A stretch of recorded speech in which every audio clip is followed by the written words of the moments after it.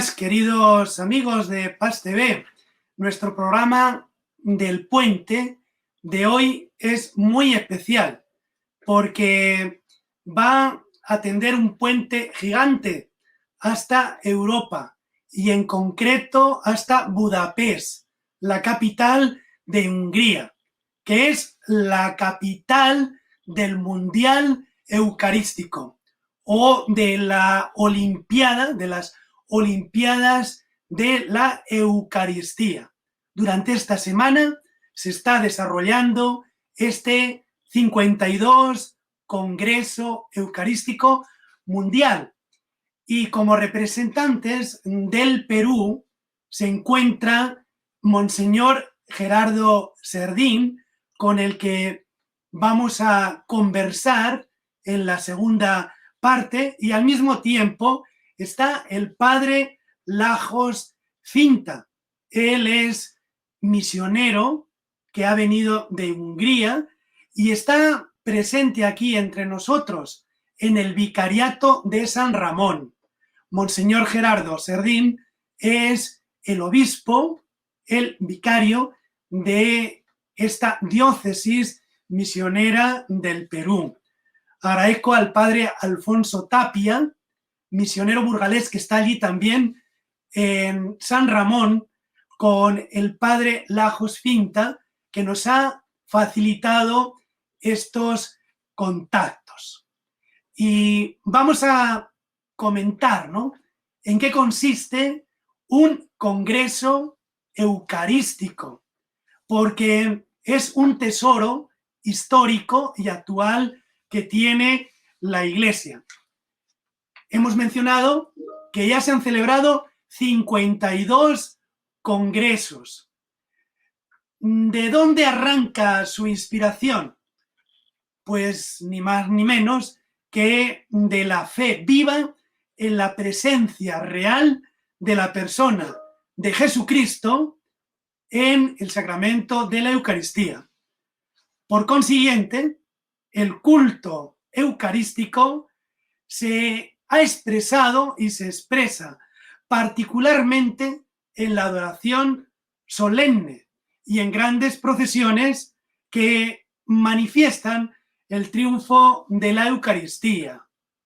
La más célebre es la del Corpus Christi, que tiene tanta fuerza aquí en el Perú, particularmente en Trujillo y en el Cusco, ¿verdad? Entonces, nos han quedado canciones, himnos de estos congresos eucarísticos, ¿no? Cuando nosotros cantamos bendito, bendito, bendito sea Dios, los ángeles cantan y alaban a Dios, viene de un congreso eucarístico. Alabado sea el Santísimo Sacramento del altar, también viene de un congreso eucarístico. ¿Cuántos himnos, cuántas canciones vienen justamente de estos momentos? El lema del Congreso Eucarístico de Hungría es: todas mis fuentes están en ti. Pero, ¿cuál fue el primer Congreso Eucarístico? Pues fue el que vivió Francia por iniciativa de una dama, Emilia Tamisier, que vivió entre 1834 a 1910, siguiendo la inspiración de un santo, San Pedro Julián Aymar, a quien se le llamaba el apóstol de la Eucaristía.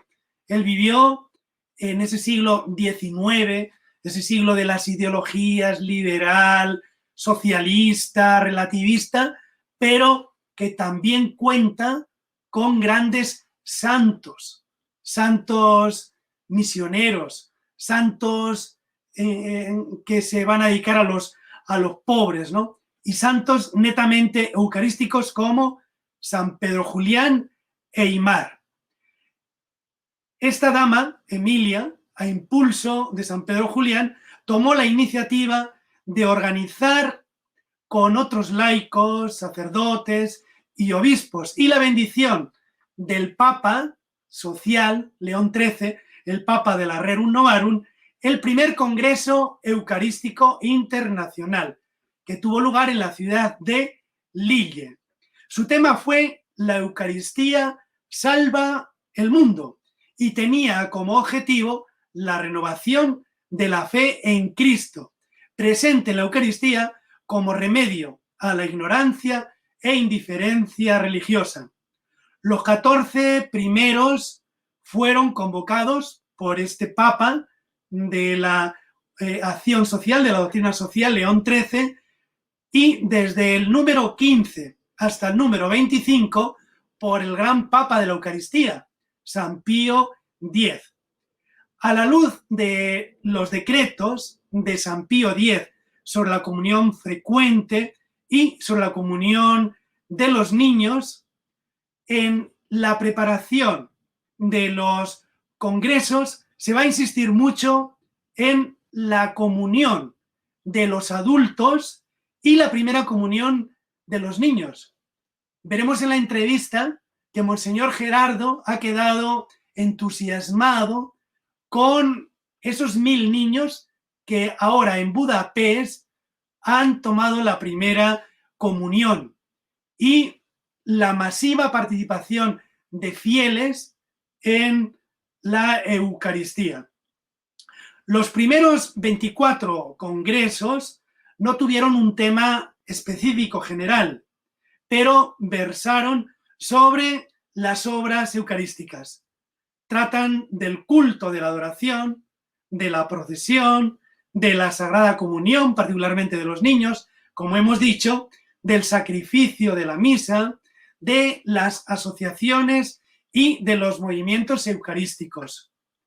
Cuando llega el Papa de la Acción Católica, Pío XI, los congresos eucarísticos desplegan un carácter internacional, mundial, en el sentido de que comenzaron a celebrarse por turno en todos los continentes.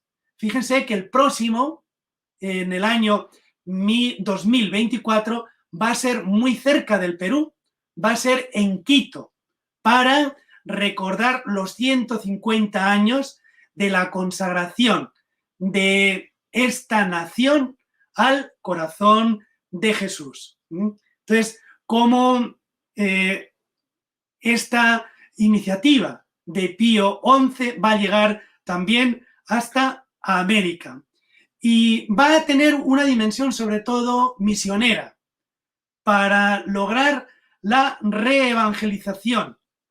Esto lo va a tener el Congreso de Manila, va a pedir precisamente por la reevangelización.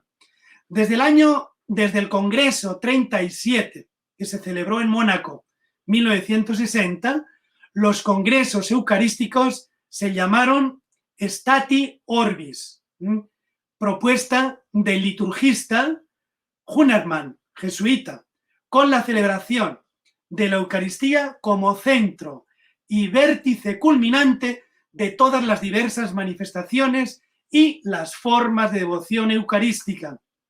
Llega el Concilio Vaticano II y por medio de su constitución central, la Sacrosanctum Concilium, en 1963, la Instrucción Eucharisticum Mysterium de 1967 y de manera particular el ritual romano de Sacra Comunione e de Cultu Mysterii Eucharistici Extra Missam de 1973, los que delinean la nueva imagen e indican los criterios para la preparación y la celebración de estos congresos eucarísticos, que desde aquel momento en adelante van a estar abiertos a los problemas sangrantes de la humanidad, del mundo contemporáneo, del ecumenismo y también del diálogo interreligioso. Ya en el tercer milenio se han celebrado en Roma, en el 2000, con el título Jesucristo, único Salvador del mundo, pan para la vida nueva, que es el número 47. En Cebú, Filipinas, el 2016 con el título Cristo en ti, nuestra esperanza de gloria, ya el número 51, y se iba a celebrar en el 2021, pero por la COVID-19, por la pandemia, se ha tenido que prorrogar y felizmente se celebra ahora en Hungría. Y como nos dirá Monseñor Gerardo, va a revivir mucho el congreso que ya se celebró hace décadas también en Hungría. Y es como recordar, pasar por el corazón ese fervor eucarístico. ¿Quién no recuerda, por ejemplo, al gran sacerdote húngaro Tihamér Tóth, ¿no? Que fue un gran apologeta y que tiene un libro precioso sobre la Eucaristía? Y llegamos por fin al presente, ¿verdad? El 52, el que se está desarrollando. Este fin de semana, el Papa Francisco estará presente para clausurar el Congreso Eucarístico. Un Congreso Eucarístico que, como inauguró Monseñor Petro Erdó, también cardenal húngaro que estuvo entre nosotros en el Perú, vino para arreglar los asuntos de la PUC hace unos años como enviado del Papa, y porque en aquel momento era también presidente de las conferencias europeas, ¿no? Entonces, el cardenal Erdó, como húngaro y primado, es el que dio la bienvenida. Después se inauguró con una gran celebración que presidió el cardenal Ángelo Bagnasco, presidente del Consejo de Conferencias Episcopales Europeas. Y dijo que la Eucaristía va más allá de toda soledad, de toda distancia y de toda indiferencia.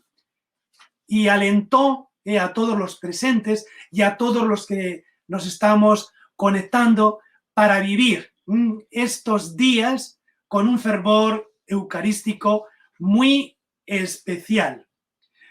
Nosotros desde Paz agradecemos a Monseñor Gerardo, quien ha tenido la deferencia de dejarse preguntar.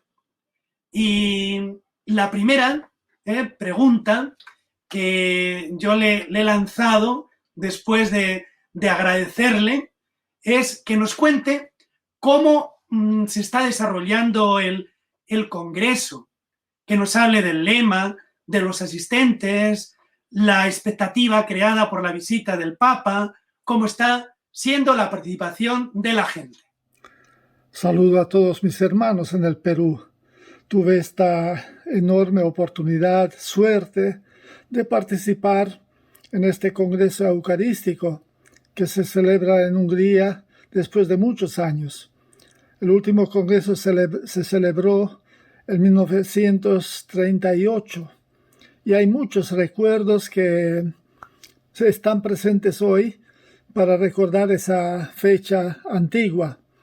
Por ejemplo, la campana que anunció esa vez el inicio del Congreso sonó también hoy en esa gran plaza, la Plaza de los Héroes de Budapest, que estaba muy lleno, y especial impresión me causó a mí la presencia de muchos niños. 1000 de ellos recibieron también la primera comunión.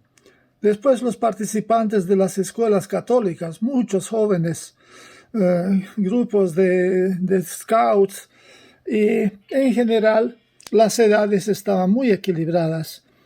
Está claro que siempre el interés es mayor en la gente mayor, pero la presencia de la juventud sí me impresionó muchísimo. Por supuesto, la participación de los sacerdotes, de los obispos, también representantes de diversos continentes, pero por supuesto la mayor presencia era de aquí cerca, o sea, Hungría y también los otros países que lo rodean. Entonces, es algo muy bello. Y luego en los días de lunes hasta viernes tenemos unos encuentros muy interesantes, con laudes cantadas muy solemnemente, con representantes de todo el mundo, y también reflexiones, catequesis, testimonios que complementan un poco el sentido que tiene la Eucaristía, tanto como la real presencia compartida también con la Iglesia oriental ortodoxa, y también los otros aspectos como la Eucaristía se extiende también en esa comunión con nuestros hermanos, con los que nos necesitan, con los que necesitan para que se comparta con ese pan eucarístico y también el pan de la solidaridad. Efectivamente, Monseñor Gerardo, ¿no? Qué riqueza la de estos congresos. ¿Cuántas gracias son las que se están derramando?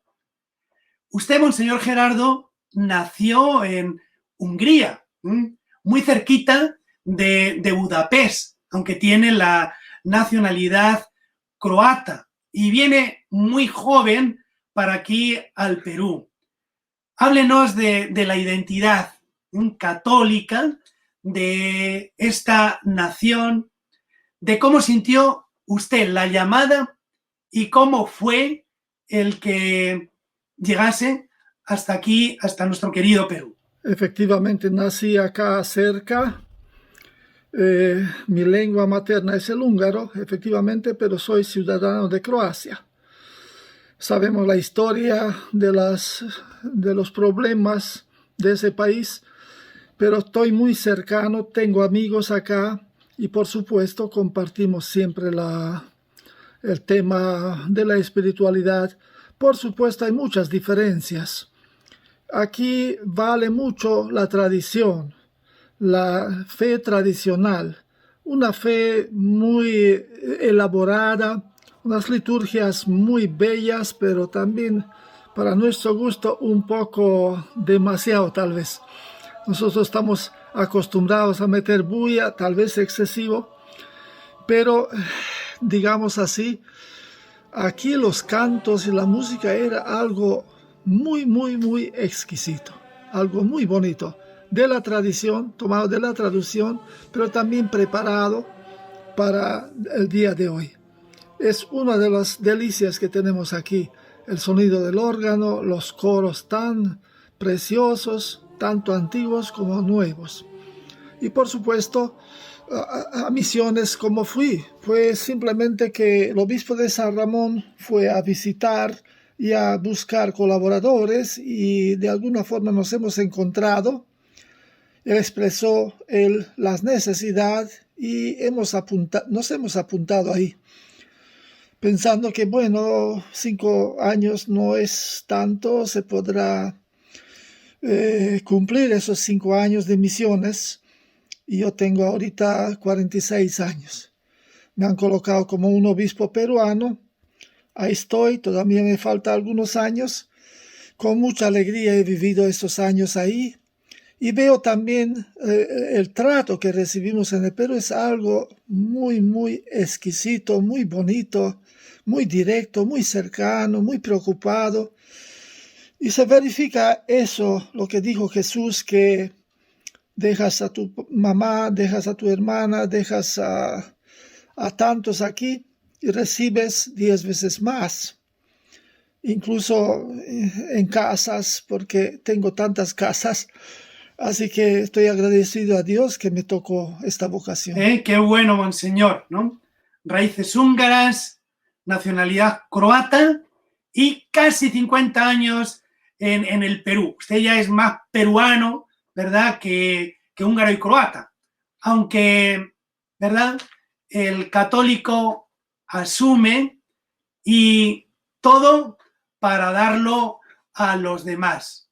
Ya no hay diferencia entre naciones, entre países, porque todos somos hermanos. Los congresos eucarísticos, Monseñor, ponen la Eucaristía en el centro de la Iglesia y de nuestro mundo. ¿Cómo vive usted, un obispo amazónico, que ha impulsado la creación de esta conferencia amazónica dentro de la conferencia episcopal? peruana, cómo vive la comunión de la Iglesia y el impulso misionero que se está viviendo en el Congreso. La Eucaristía es el centro de la vida de un católico. De muchas maneras lo vivimos. Esta Eucaristía, que es la real presencia de Cristo entre nosotros, y se dice que no puede haber comunidad católica sin la Eucaristía. Por supuesto, pensemos que la Eucaristía tiene sus pasos. El primer paso es el cuerpo de Cristo místico, la Iglesia misma y los cristianos bautizados, mis hermanos, que forman parte de este cuerpo de Cristo transformado con quienes yo comulgo. Y también eso se extiende más allá, porque Jesús dijo, tengo otras ovejas. Así que de alguna forma toda la humanidad se incluye en nuestra misión, aun cuando no compartan plenamente con nosotros, pero la invitación también le llegó a ellos y les llega, y yo como misionero tengo que comunicarles esa invitación, ese compartir, no solamente como una llamada a participar en la Eucaristía de celebración, sino la Eucaristía también como misión que se extiende. O sea, la Eucaristía es fuente y culmen. Culmen porque todos nuestros trabajos tienen que desembocar, llevar a ese compartir grande con Cristo y con los hermanos. Y fuente, porque ahí nace la misión. Hoy cuando dijeron, váyanse, es el envío, ite missa est en latín, nosotros pensamos eso. Ahí inicia nuestra misión para extender la Eucaristía hacia toda la humanidad. Y eso verifica en la fe, en el compartir la fe, en el anuncio, pero también el compartir de nuestros bienes, para lograr lo que dijo San Juan Pablo II en su documento con ocasión del Sínodo de la Eucaristía, Mane nobiscum Domine, quédate con nosotros, Señor. Él dijo ahí en una parte que nosotros pretendemos un mundo eucarístico, una cultura eucarística. ¿Qué significa eso? Pues eso, un mundo que es una sola familia, que es un mundo donde todos compartimos, donde nos interesa que el prójimo esté bien atendido, querido, amado, aceptado, y no un mundo de competencia, un mundo de guerras, un mundo de egoísmo basado en ese motor grande del desarrollo de la competitividad, básicamente el egoísmo que genera las guerras, ¿no? Eso no queremos, eso no es mundo de Dios. O sea, todos tenemos que trabajar por un mundo de Cristo, de Dios. Y eso es la Eucaristía también. El mundo entero reunido en Cristo que comparte, que es parte de Cristo y que espera el mundo futuro, la resurrección y el reino de Dios en su despliegue final. Pues muchísimas gracias, Monseñor. Nos despedimos con la oración del Congreso y con su bendición final. Les leo esta oración entrañable. Padre nuestro, fuente de la vida, envíanos tu Espíritu para poder reconocer y amar siempre más a Cristo, que se sacrifica por nosotros y está presente en la Eucaristía. Él es nuestro Señor y Maestro, nuestro médico y nuestra paz. Haznos valientes para llevar su fuerza y su alegría a todos los hombres.